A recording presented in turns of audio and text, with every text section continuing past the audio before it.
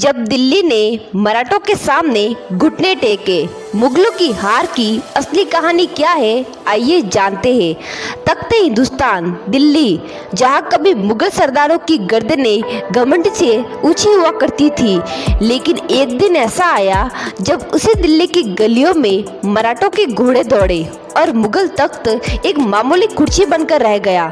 ये कहानी है कैसे एक सदी में बदल गई भारत की तकदीर, कैसे मराठों ने मुगलों को उनके ही तख्त से बेदखल कर दिया, क्यों दिल्ली का बादशाह एक मराठा योद्धा के सामने झुका। सन 1707 में औरंगजेब मर गया था और उसके साथ ही मर गई थी मुगलों की ताकत। 27 साल तक दक्षिण में मराठों से लड़ते हुए वह बुढ़ा शेर थक चुका था। उसने सोचा मराठों को मिटा दूंगा, पर खुद की सल्तनत ही बिखर गई थी। मराठे टूटे नहीं। औरंगजेब की मौत के बाद पूरे भारत में केवल एक नाम गूंज रहा था, हिंदवी स्वराज्य। छत्रपति शिवाजी महाराज का सपना। छत्रपति शिवाजी महाराज के बाद आए बाजीराव। तलवार भी थी और दिमाग भी। उन्होंने कहा, जिस दिन मराठे दिल्ली पहुंच गए, हिंदुस्तान की दिशा बदल जाएगी।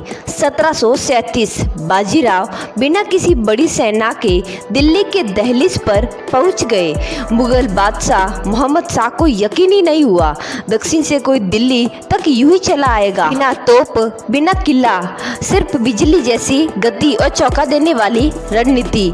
जब दिल्ली को बचाने वाला कोई नहीं था, बाजीराव ने दिल्ली को घेर लिया।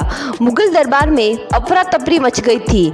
निजाम उल मुल्क को बुलाया गया बचाव के लिए, लेकिन बाजीराव ने रास्ते में ही उनकी फौज को हरा दिया।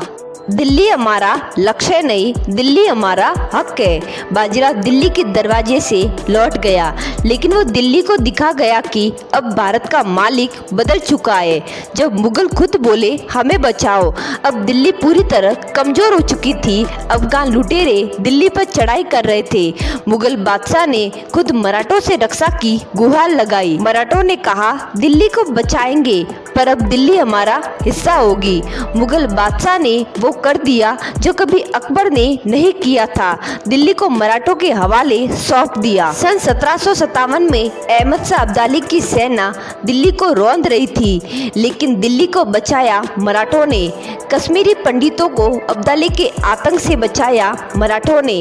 शक्तिशाली सिंधियों ने दिल्ली की रक्षा की जिम्मेदारी ली। अब मुगल सिर्फ नाम के थे और दिल्ली के असली मालिक थे मराठा सरदार। शाह आलम द्वितीय खुद सिंधिया की शरण में था। ये कोई संयोग नहीं था, ये इतिहास की सबसे बड़ी सत्ता क्रांति थी, जहां दक्षिण की एक ताकत ने उत्तर की ताजपोशी छीन ली।